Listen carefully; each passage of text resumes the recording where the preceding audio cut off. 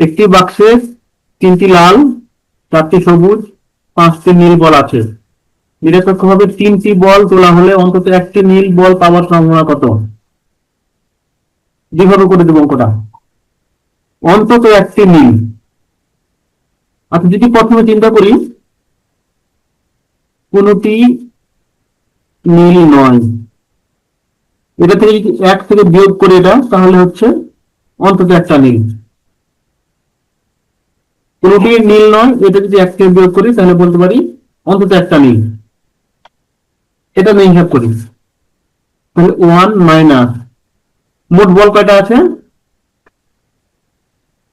মোট বল 3 4 7 5 12।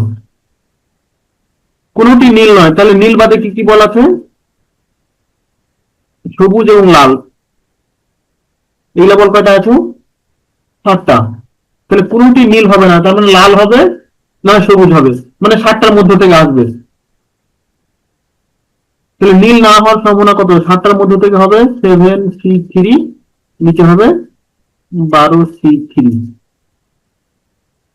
কিন্তু নীল হবে না, তার মানে লাল এবং সবুজ হবে।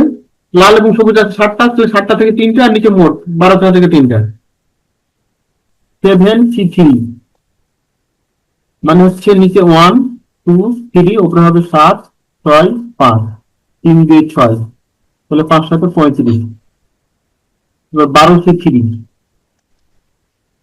1 2 3, 12 11 10, 2 5 10, 3 4 12, থাকলো কত? 4 5 20, 11 20, 11 2 22, তাহলে 1 মাইনাস 35/220। তাহলে এখান থেকে পাচ্ছি 1 মাইনাস 5 দিয়ে যদি কাটে দিই, 5 7 35, 5 44 থেকে,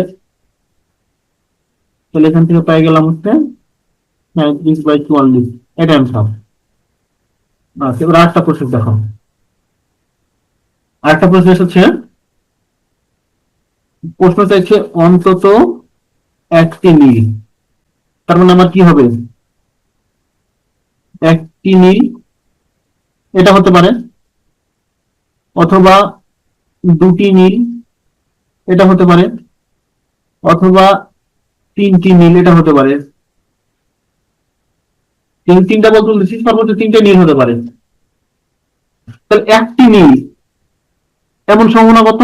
নিচে তো টোটাল 1203 হবেই।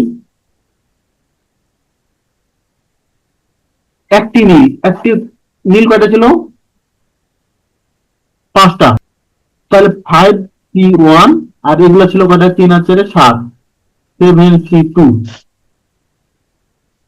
নীল থেকে আসবে একটা, আর লাল আর সবুজ থেকে আসবে 2টা, প্লাস নিচে 12C3 হবে। নীল থেকে আসবে 2টা, আর এই 7টা থেকে আসবে একটা, প্লাস 3টা নীল হচ্ছে 5C3, নিচে হচ্ছে 12C3। এটা উঠে রাখো, এটা আমি ক্যালকুলেশন করে নেবো। ক্যালকুলেশন তো আর করে দিব না। হ্যাঁ, এটা পেয়ে যাবো 35/44।